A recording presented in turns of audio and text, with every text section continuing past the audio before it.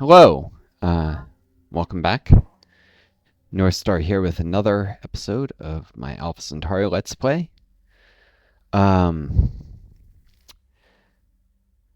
Hope you folks are well. For those new to my channel, welcome. For those returning, welcome back.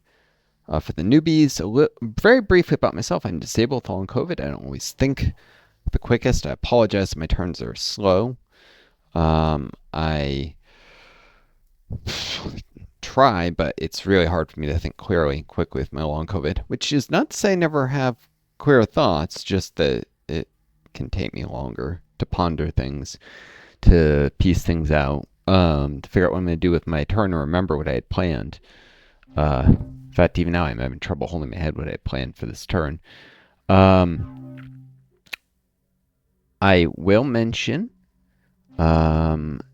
a little bit of long-term strategy here, as I am, let's see, working on Secrets of the Human Brain. And then very likely we'll go industrial economics, industrial automation. This will unlock wealth in the short run, eventually supply cars and stuff, but I won't be able to invest in that for a while. Free market, which could be definitely useful. I don't have much need for the police. I will deal with some pacifism drones from my military units if they're outside my borders, which basically means one's exploring other continents in the very easternmost part of this one. And I'll probably have to stop the border incursions to annoy the Spartans mostly, because and try and see a little more of their territory, because it'll just give me bureaucracy. I mean, I say bureaucracy, pacifism drones. That'll be a huge problem.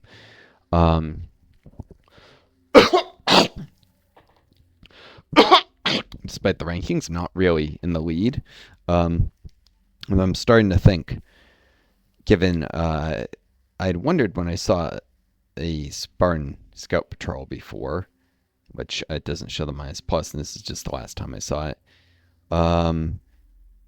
Minus, apparently that main reason you get that is a morale penalty for a base being in drone riots. So the Spartans have been in periodic drone riots longer than I thought. They may have been nerve stapling the pops, or barely bringing police units, or increasing sake spending to keep it in check, but the AI not being nearly as good at microing stuff as a player, especially in the original game engines. There were some AI fixes to unofficial community patches that will work in the Alpha Centauri Galen Crossfire engine, and eventually I'll probably do a Thinker mod for future playthrough at some point, and then play game as the free drones, which are expansion only faction. Although I have some issues with them, like the fact they can't run green economics, which makes no sense and is just honestly a cheap global bullshit blow at socialism that's not at all accurate. Eco-socialism is a thing.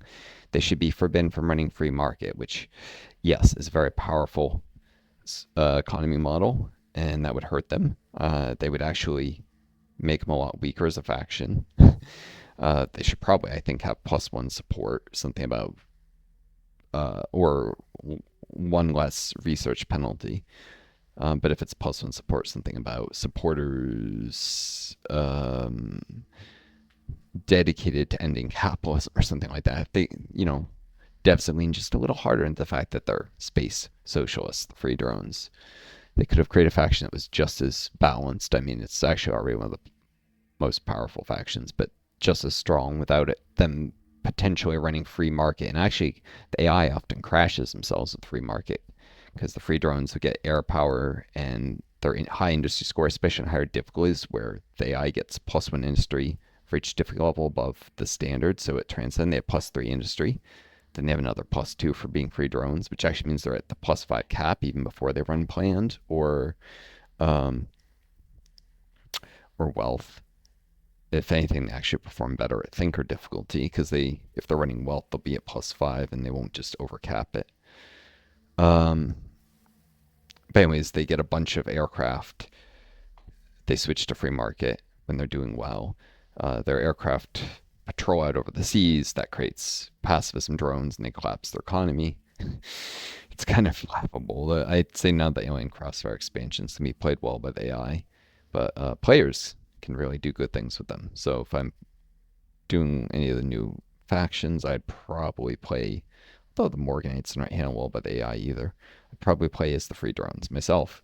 Maybe try and form an alliance with the Peacekeepers, which are literally the only faction whose ideology can sustainably work with the free drones, since you probably want to run democracy as them a lot, and Law likes democracy.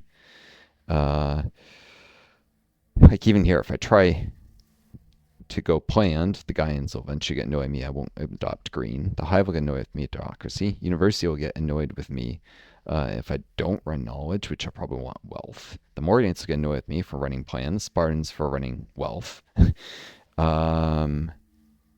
Did I say the believers? They will get annoyed that I won't adopt fundamentalism. So there's ideological tensions with all the other 6 factions here, and so I'll probably just eventually make them all into submissives. And like with the Spartans, I'll demand bases periodically from them. Of course, you can't demand their headquarters, so I will need to, I don't know. Maybe able to do drone actions, even against a submissive, create drone riots so they lose their HQ and have to move it to a different base. I don't know. I'll have to figure out what I'm going to do with the Spartans once I feed them. Right now, I'm a little behind, but if they're really straining their economy, probably to maintain very high military spending, because their AI is very defensive and aggressive, actually, too. They're focused, they overspend on military as an AI. And so I could probably, as long as I have a strong military, to beat them if they do go to war with me and keep them from attacking me. I have the second strongest military on the planet, only behind Sparta. I could probably make some more economic investments if I'm careful not to overdo it. There's definitely stuff to be done.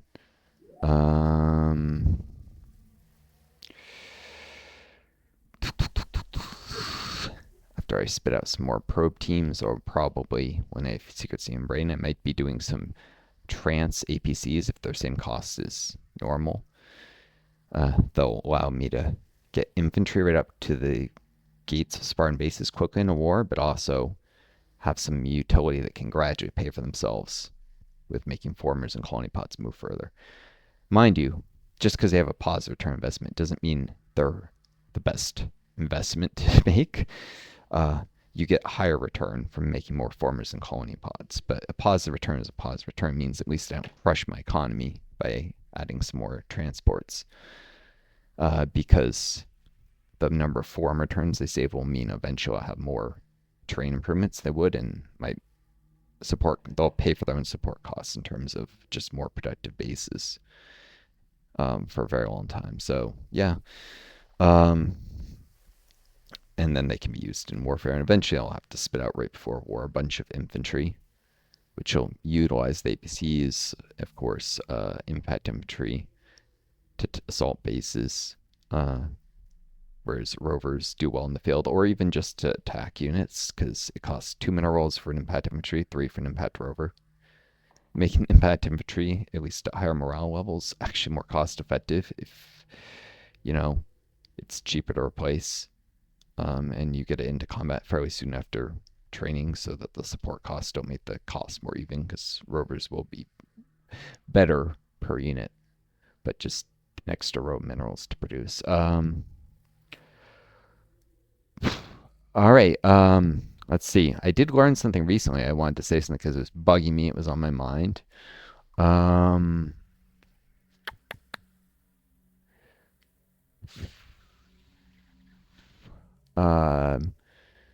Milton Friedman, who is probably one of the few more right-wing economists I used to have any respect for. I learned that he had a particularly horrendous quote about the only good immigration, basically paraphrased, is illegal immigration, because then you don't have to provide rights to the immigrants. I'm like, oh my God. He was his legacy has been whitewashed. I didn't know some of the apparently horrendous things he said about immigrants, so that destroys any respect I had for him, and he already has a fake Nobel Prize. And I mean it fake. That may sound weird, but this isn't some alt facts bullshit. In fact, the people claim he has a real Nobel Prize are lying to you and telling you alternate facts, fake news. The actual truth is very much a fact that's well documented. I'll read you an article that explains it well. It puts in better words than I could. It's Nobel Prize season again. News reports are coming out. I won't read the whole, but just this part of it. News reports are coming out each day, sharing the name of the illustrious winner of the various categories, science, literature, but there's one of the prizes that's a little different. Well, that's putting it lightly. You see, the Nobel Prize in Economics is not a real Nobel. It wasn't created by Alfred Nobel. It's not even called a Nobel Prize, no matter what the press reports say. There are 5 real Nobel Prizes: physics, chemistry, literature, peace, and medicine/physiology were set up in the will left by the dynamite magnate when he died in 1895. He was, of course, guilty about creating dynamite and its warfare uses. It was very important in heavy artillery production for creating charges for heavy shells, and that led to immense human suffering and death, and he was feeling guilty about it. Anyways, the economics prize is a bit different. It was created by Sweden's central bank, not the Nobel family, Sweden's central bank, in 1969, nearly 75 years later. The award's real name is the Sveriges Riksbank Prize in Economic Sciences in memory of Alfred Nobel. It was not established by Nobel, but supposedly in memory of Nobel. It's a ruse and a PR trick, and I mean that literally. And it was done completely against the wishes of the Nobel family, who actually sued the Swiss central bank to change the name slightly and to emphasize that it's not a real Nobel Prize, so that they didn't have much effect in their PR and letting the rest of the media run with this lie. Sweden's central bank quietly snuck it in with all the other Nobel Prizes to give retrograde free market economics credibility in the appearance of scientific rigor. One of the Federal Reserve banks explained it succinctly. This is a different Federal Reserve Bank, not the Swiss one, Swedish one. Few realize, especially outside of economics, that the prize in economics is not an official Nobel. The award for economics came almost 70 years later, bootstrapped to the Nobel in 1968 as a bit of a marketing ploy to celebrate the Bank of Sweden's 300th anniversary. Yes, you read that right. A marketing ploy. Here's a Nobel family member describing it. The economics prize has nestled itself in and is awarded as if it were a Nobel Prize. But it's a PR coup by economists to improve their reputation. Nobel's great-great-nephew, Peter Nobel, told AFP in 2005, adding that it's most often awarded to stock market speculators. There is nothing to indicate that Alfred Nobel would have wanted such a prize. Yep. And that says it well. It's awarded to right-wing economists. It's awarded in order to push the discussion on economics to the right, to give false credibility to a group of hack economists, generally, who spread scientifically unrigorous, bullshit right-wing economic theories that are not supported even by their own math. When you look at the assumptions are made, it becomes clear that the math is wrong. Because the assumptions are wrong, so garbage in, garbage out. Sometimes there's even errors in how they do things if you give them the assumptions they have, which are bullshit assumptions. People like Friedman, at least had some valuable insights into some things. And he was actually one of the early people who talked about a negative income or a universal basic income, basically. A negative income tax, or a universal basic income. But, while he may have been right once in a while, he also had some horrendous views on, like I said, immigration and the oppression of the most vulnerable segments of society, which I did not fully realize. I knew he was iffy on disabled people already, but things he said about immigrants is horrendous. So, and yes, and Friedman said some really bullshit things about government that I didn't realize. He had said idea that we're just massively overstating the case against bureaucracy. And as you know, we live in a neoliberal world today. It's almost 15 minutes here. And yet bureaucracy did not disappear. Bureaucracy is, we have more of it than ever. It's just corporate bureaucracy instead of government bureaucracy. Bureaucracy that you and me, if we live in a democracy at least, because some countries aren't even democracies, they're like theocracies like Saudi Arabia, that's a free market theocracy. So this would be free market and fundamentalism believers in this game. Or they are rigged democracies, fake democracies, like in some African and Latin American countries that happens where there's rigged elections, or there are actual police states, military dictatorships, such as Pinochet's Chile famously was a free market police state, which you get assholes. I was looking at old forums of this game, discussing this game, and assholes, oh, it's a weird combination, police state, free market. That's never happened in history. And then people point out that's false. That's literally Pinochet's Chile. That people were saying that was China, but they're a planned economy. Yeah, they're planned police state, probably in the game terms, planned police state wealth. Or no, that was the other one people were saying was a weird combination. But which you can only do in this game with Yang, or if you do, yeah, or if you have cybernetics to not have economic paralysis, at least without only getting your laboratory and econ points from specialists. It's very hard to run planned police state in the game. It's actually feasible. You just don't get any energy from tiles. You have to get all from specialists. And except bases with children's creches, which will still produce a trickle of energy, and especially near HQ. And when you get cybernetics later, that'll add efficiency to your social engineering. But of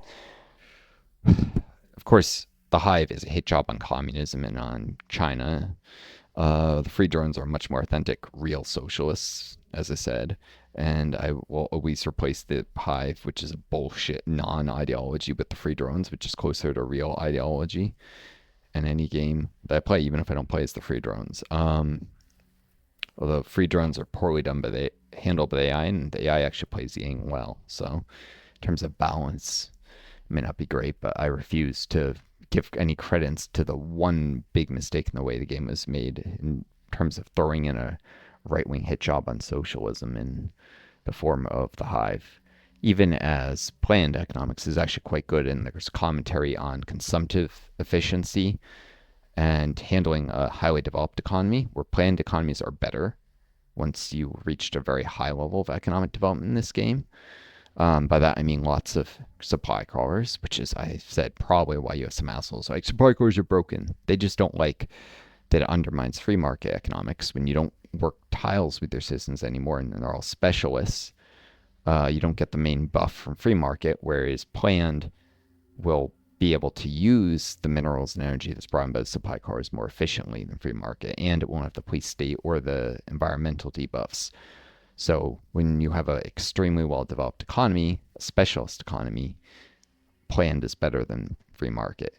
And a lot of people commenting on this game were commenting way back in the early 2000s and such, when political discourse, well, not as unhinged as today, was still very right-wing, and in some ways more right-wing, and that there was even less space for socialist discussion, and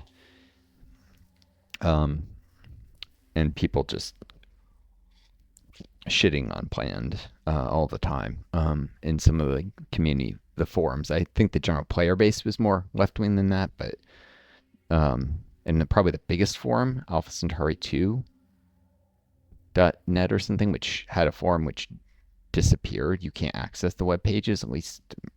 I mean, it shows up on Google searches, but when you try and open it, at least for me, it doesn't work. Maybe it's like a not banned in the US kind of thing, but you see the worst right-wing stuff in Realms Beyond forums, and a little bit Apolitan has some real right-wing pieces of shit. You see better in RPG Codex and Civ Fanatics.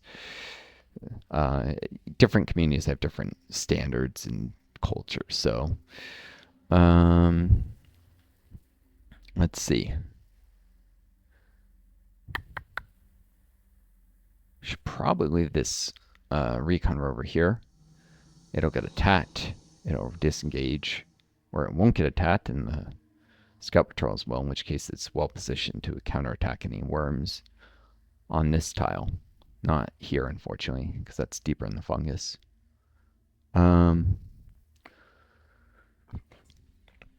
Could pull it back one tile, but it's probably less likely to actually be able to skirmish then. If it does disengage, it can just the next turn move onto Monolith and repair right back up.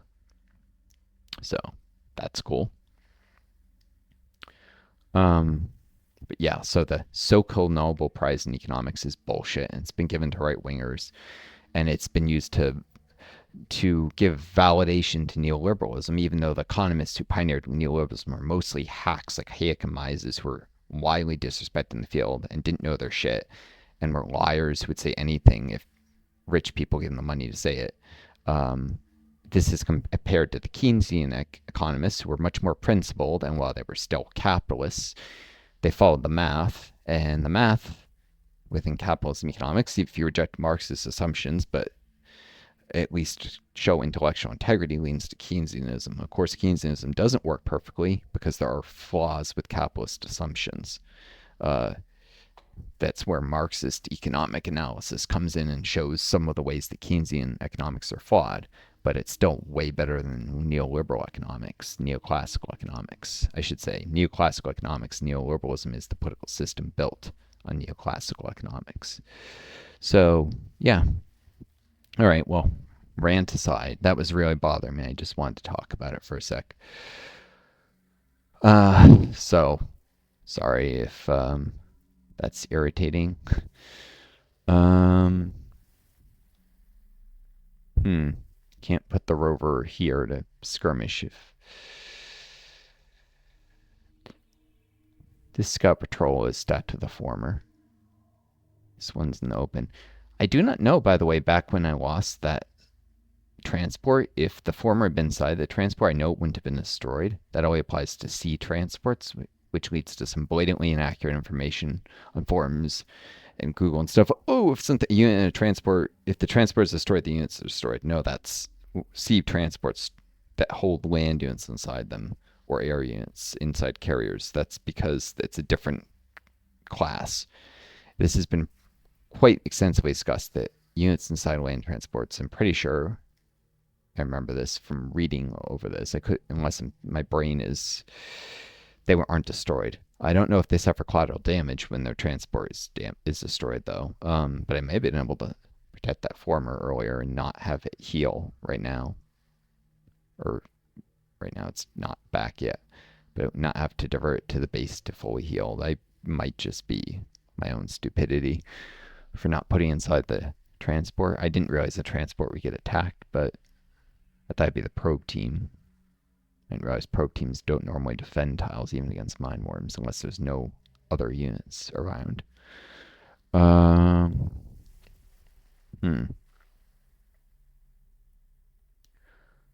Put this here because it might be able to attack this tile if Mindworms go there. If not, they're still hunting for Mindworms. And it failed to move north. I tried though. Here's a rolling rainy condenser. I did the condenser first because a farm wouldn't have added yields with the nutrient cap. Condenser did. So get those extra nutrients in right away, and then the farm, even though if it wasn't nutrient capped, the farm would be more cost effective to do first, but because of the cap, which the condenser lifts. Now I should try and get a farm here, which will feed Mount Command's growth. Let's see. There'll be 25 nutrients to go when they start working the condenser. I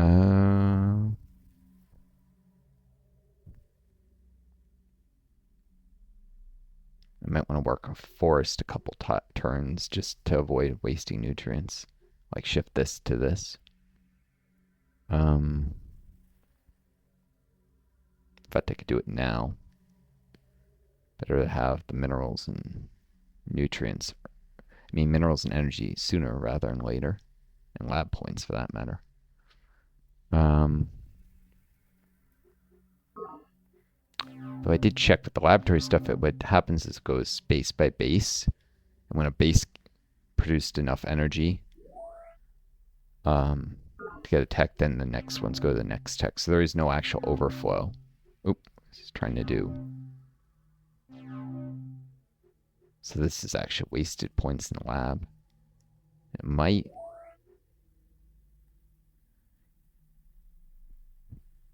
speed up the next tech after. Of course, there's some growth in energy production as my populations grow. So maybe I should. It would require some really annoying math to see if same base going to grow soon and add to energy. Nope. This will all go to waste, and actually they'll work that. Defense command. It's the one base that might see more. Whew. Okay, that did not grow. I'm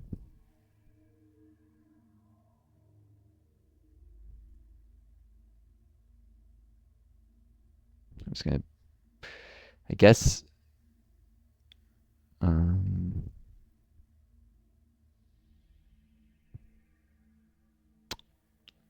should work this and then this. I don't know. So with defense command and mountain, there's a small possibility of taking turn off labs if it's very close. Only if it's very close. 173 accumulated. So 200 minus 7. 193 to go. It's 29 turn. Yeah, no, there's no way I get it up to be done sooner. I'll do this regardless, because if I do the forest first, the condenser could get overgrown, which actually reduces nutrient output by 1.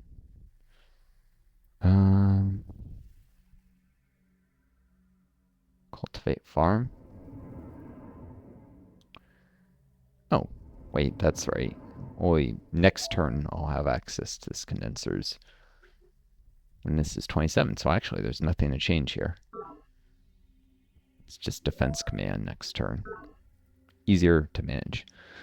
But yeah, my tirade about economics and the Nobel Prize, so-called Nobel Prize in right-wing economics destroying the world, and bureaucracy. I mean, bureaucracy directly. You can bureaucracy drones this game. It was obviously on my mind.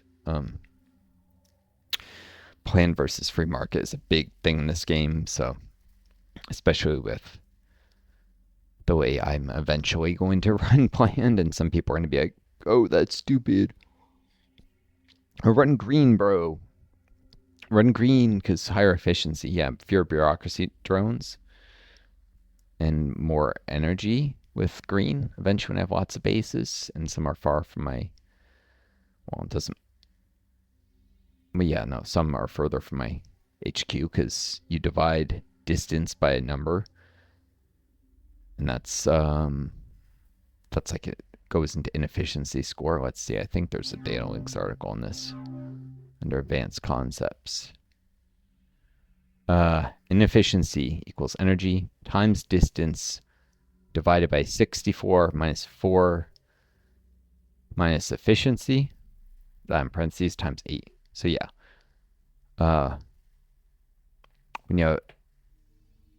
efficiency makes more of an impact in bases that are bigger distance, and it's a multiplier in the distance factor. So yeah, when I have a sprawling empire all over this continent, green would bring a lot more energy as well as fewer bureaucracy drones, but planned will, as I said, give industry score and growth, population growth. And population growth is huge, especially when I can't pop boom unless I have democracy planned and children's creches, at least short of having the cloning vats, because Golden Age booming is not a thing in the base game. It should be, but it's not. It's apparently a bug that they fixed when they did the Alien Crossfire expansion. So pop booming plus more efficient industry. And one of the ways to get around the bureaucracy drones is by running lots of specialists. I know some assholes want to call it an exploit, but again, there's assholes who want to call anything in this game that gets around working tiles and putting points into psych to keep those pops happy and exploit, i.e. their favorite gameplay. And they always, people who are like that, are the most aggressive, always do free market. So they have more energy to, or green. They will never run planned, and so they hate anything that makes planned optimal. No, if you run all specialist bases fed by supply crawlers, then bureaucracy drones for that base aren't a thing. They will be a thing, obviously, other places, or with just a handful of workers who work boreholes, and then rec commons and stuff will cancel out the bureaucracy drones. Rec commons, police, special projects, because those all apply after the bureaucracy drones, which the worst can happen is you have one super drone for each pop is working tile, and rec commons will just remove 2 drones or super drones equally well. Police as well, if I'm not mistaken. That might just turn a super drone into a drone. And the Human Genome Project will turn a super drone into a drone. So with one police unit, Human Genome Project, and a rec commons, I can work 3 tiles at a base and have the rest be specialists. And it's guaranteed not to be drone riding. Even with all super drones to be in rec commons, police, and the secret project already have. And more if I'm doing hologram theaters and research hospitals, those can increase it to 6 tiles worked. So yeah, highly developed economy with 6 boreholes around a base. Everything else is supply cars bringing food and maybe even energy. There's no reason to then care about bureaucracy drones at most bases, and specialists are immune to inefficiency. So at the further bases, I would just get any energy I'm going to produce at bases far from HQ. I would just do it specialists. Near my capital, I could still do some solar panels or have supply cars convoy energy to my headquarters from like a large solar farm I put up somewhere with echelon mirrors. It's a strategy, and it's the literal idea of a square of solar panels this big could supply all of Earth's energy needs. Like, it's that kind of thing. I'm just taking it with supply cars and somewhere outside of the range of any bases probably, and just bring it all into my capital eventually. And tidal harnesses. But the vast majority, or some places I'm going to run a bit of psych points so I don't have to run as many facilities and can work more tiles. Don't need as many crawlers. The point is those B bases still near my capital, like World Health Organization and UN Civil Rights Agency. Those, I believe, and Forest Agency, that's also equidistant with civil rights. So these 4 bases, even a 3 and a 3 -3 efficiency, could still and it wouldn't probably be -1 because it'd be democracy planned. So even at -1 efficiency, the vast majority of the energy they get to keep. So I can run some psych, have really large populations that work the tiles instead of needing to invest in supply crawlers, which would be further east. Yeah, this game you can play it however you want. I mean, I'm somebody who plays Stellaris, which I will do Let's Play of eventually. So, and I'm getting distracted, way too distracted. I mean, long COVID is not an excuse for just talking forever about random things, or not so random. Let's see, mine condenser I just finished. Rolling and moist tile.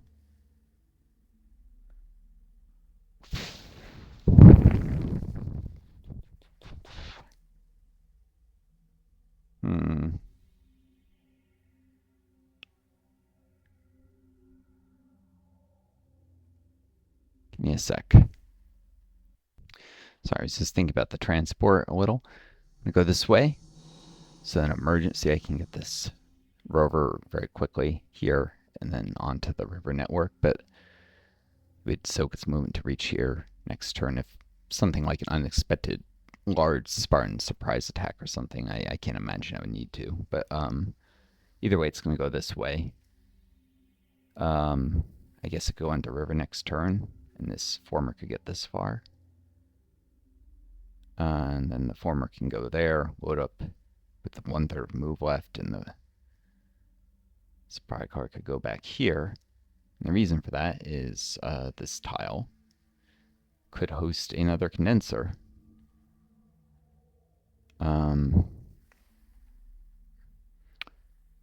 Turning some of these tiles into rainy and adding to nutrient production.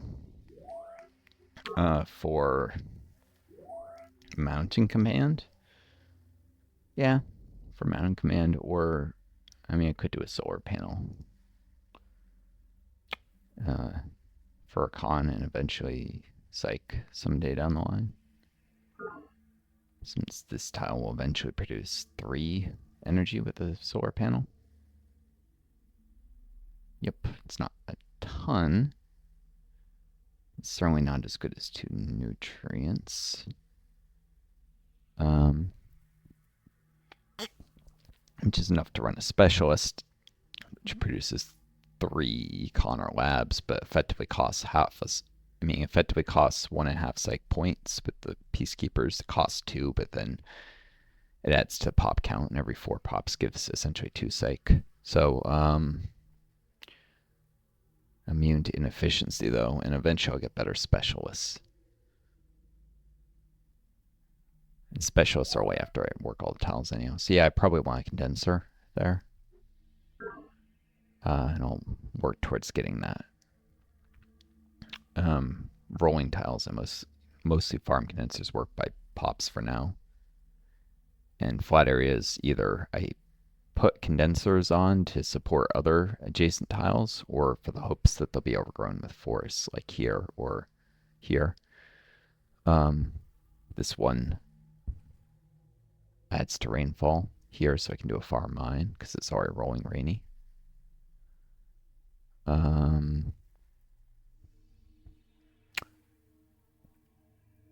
That's flat and rainy, and I'll probably eventually plant another condenser there for another forest. It's low priority because I'll have to have a forest grow adjacent to it first before it can even be eligible. But yeah, forests or condensers on flat tiles. Condensers to get forest condensers eventually, and rolling tiles, either farm condenser or farm mine mostly. Sometimes solar panels, but I'd rather work specialists for most of my energy since I'm the peacekeepers. Solar panels are only a little near the HQ, and so I can get some psych points from them, and then instead of working specialists, work tiles. Or instead of working psych specialists, work like econ lab ones with really large bases. So at least it's better to work a technician or a librarian than a doctor at this point. Now change with infrastructure and stuff. And getting engineers, that'll be... Well, no, that'll actually make it more. So yeah, when they get empaths, because they're better than doctors, that's when it starts to change, when they get empaths.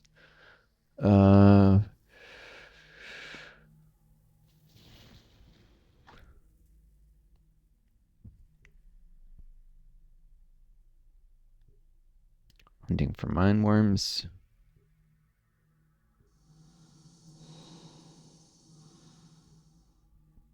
There's a 1 in 9 chance that we get it.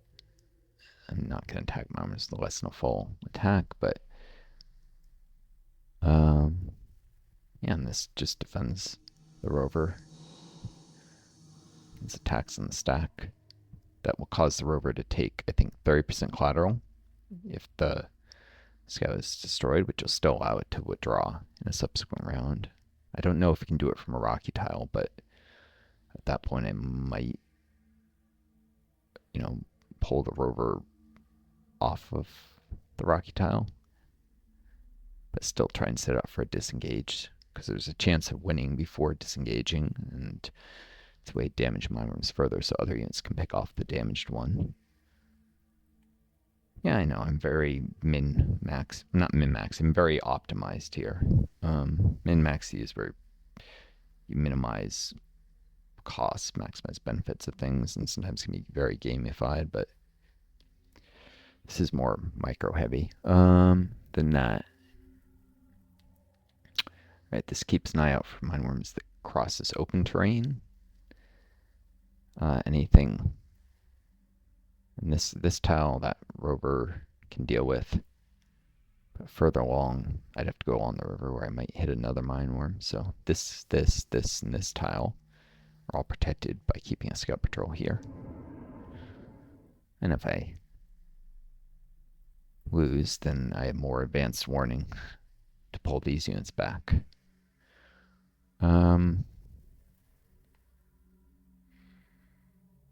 Which I guess means I want the transport stacked with the former. So that if I need to load it up, it'll still be able to get right to work on another tile that's closer to protection. Right.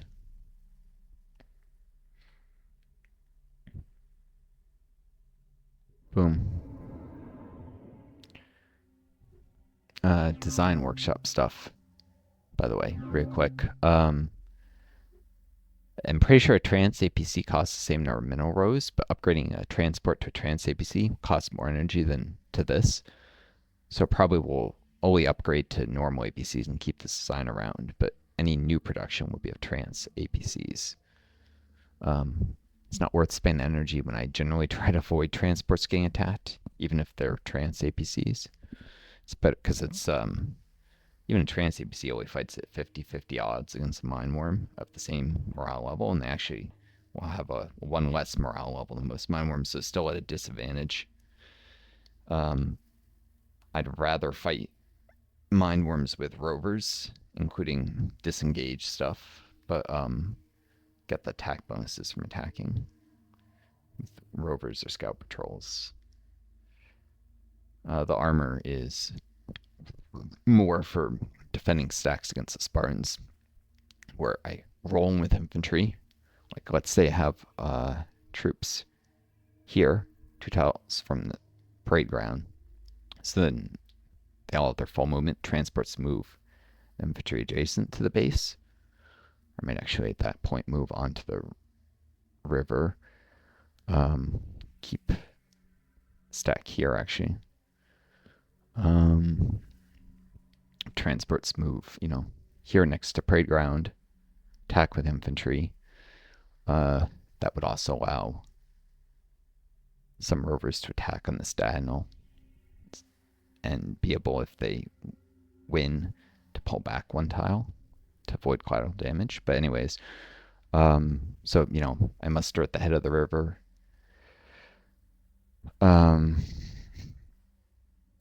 And I could block the nutrient resource that way. Muster at the head of the river. Move transports here, infantry attack. Have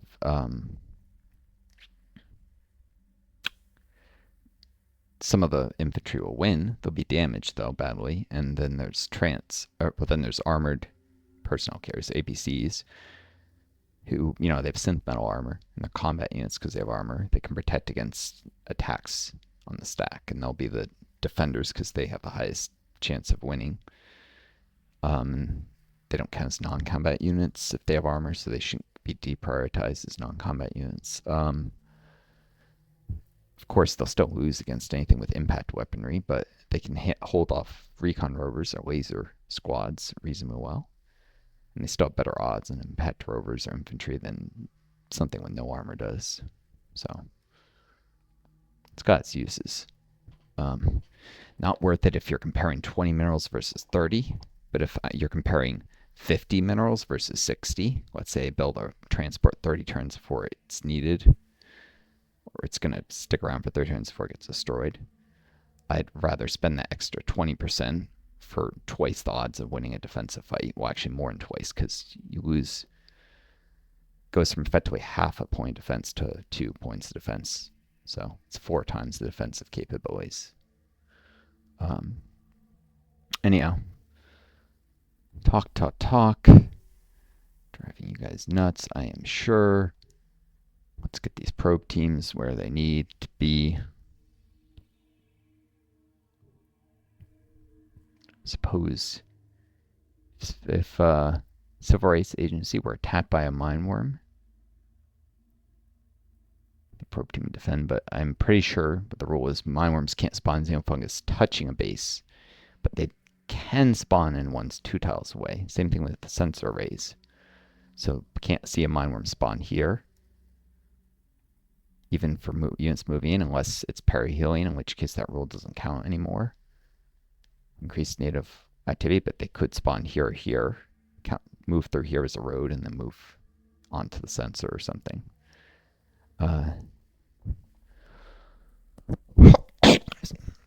Cutting back fungus from bases is still useful, so because it counts as roads for native life, so that you don't see something spawn further out and attack before you even know it's there. But an isolated patch of fungus that only touches the base is not actually a risk, except during perihelion. I'm pretty sure. I guess that's the idea that civilians sometimes go in and burn the occasional mindworm egg before anything hatches. Something like that. That's how I retcon it. Roleplay it in my head. There's a probe team down here already. I know that. Here. That's the nearest one. Oh no, this is nearest one. But oh, that's slow. And this isn't. Yeah, so it's going to be a few turns before the first probe team makes it outside my borders. I'll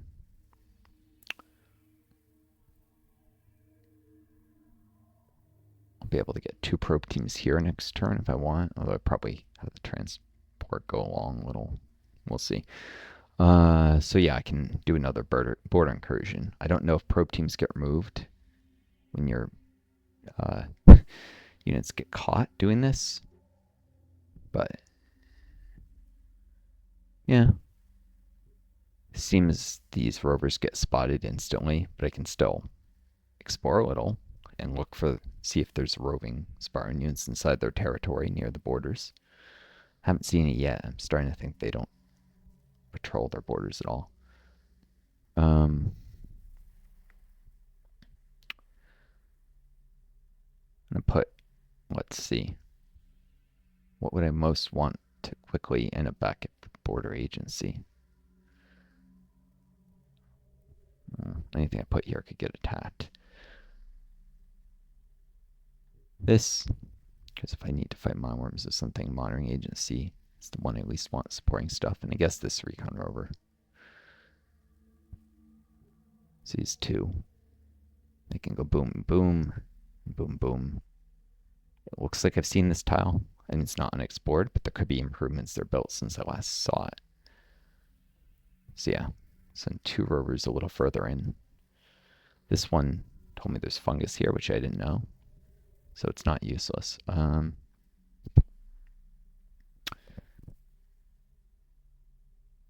These rovers serve little purpose except to hunt for mindworms, though.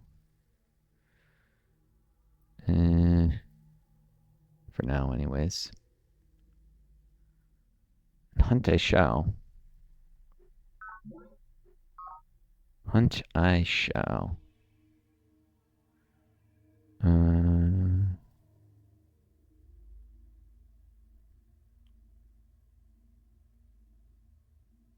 suppose it's better to be here where they can either of these tiles. This lets them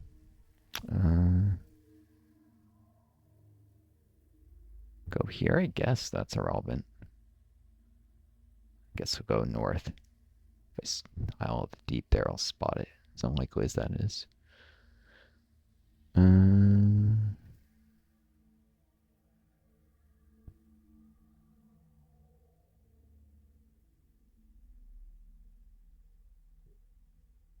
Have seen before movement fail and the next unit found a worm, so that's apparently a possibility. I know now.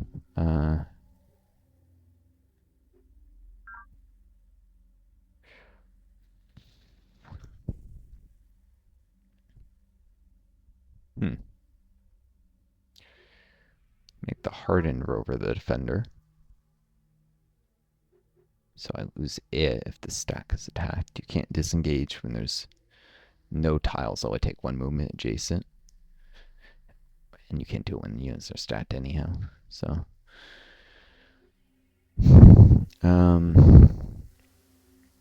yeah, so it's mostly a matter of hunting for mindworms right now.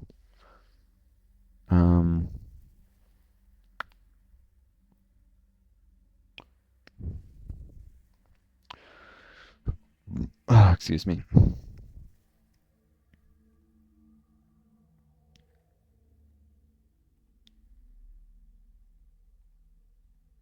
Boom, boom.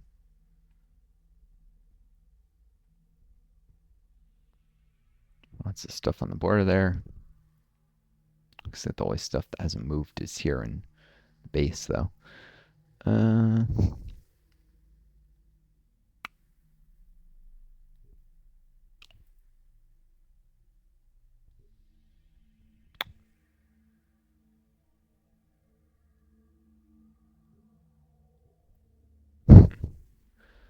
No mindworms spotted anywhere so far.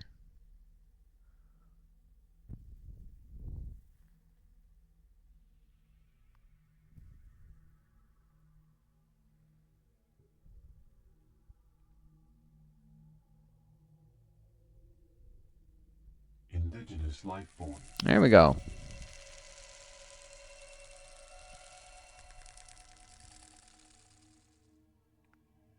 Civil rights agency could use minerals. Need those laser squads done eventually. Delete the probe teams because I actually need more laser squads.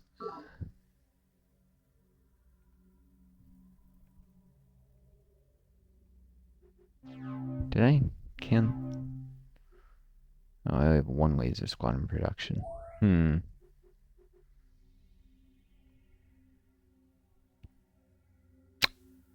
know what? I'm just gonna do slow probe teams only.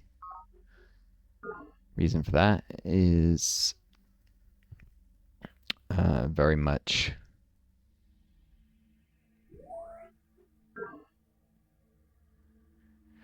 a matter of saving mineral production. Once I get trans APCs, I might switch that.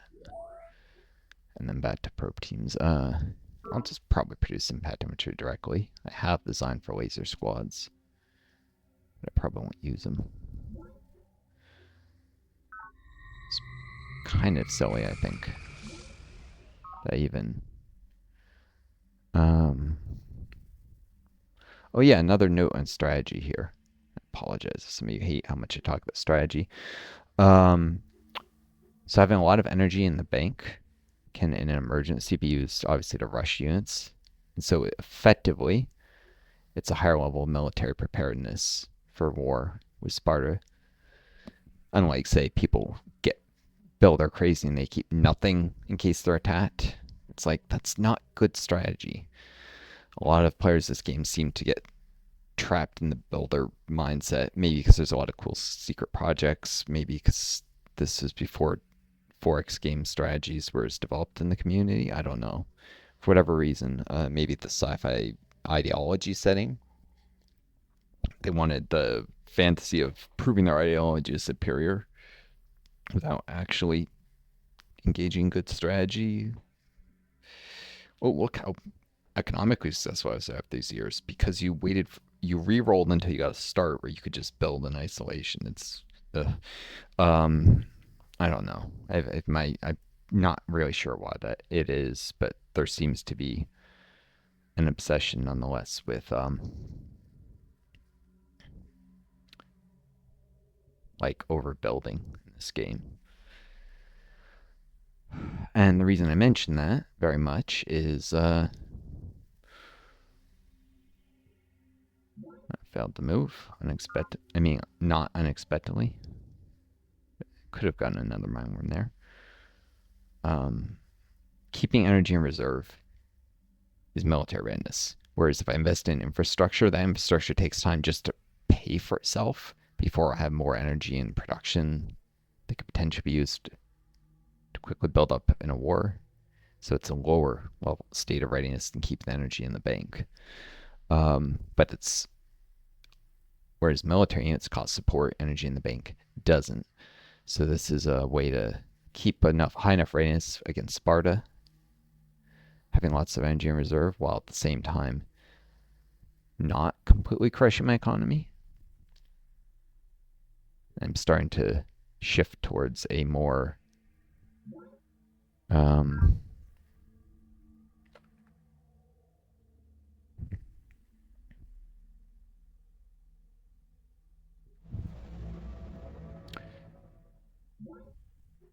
probably shouldn't have done that if that had failed. I mean, if that found a mine worm, I'd only have that one unit that could attack it. Oh well, worked out. So I'm doing a few more farmers than before. I'll probably eventually do a colony pod at World Food Program here, or Planetary Trust, since it's actually a smaller base and that's more efficient conversion of nutrients to colony pods.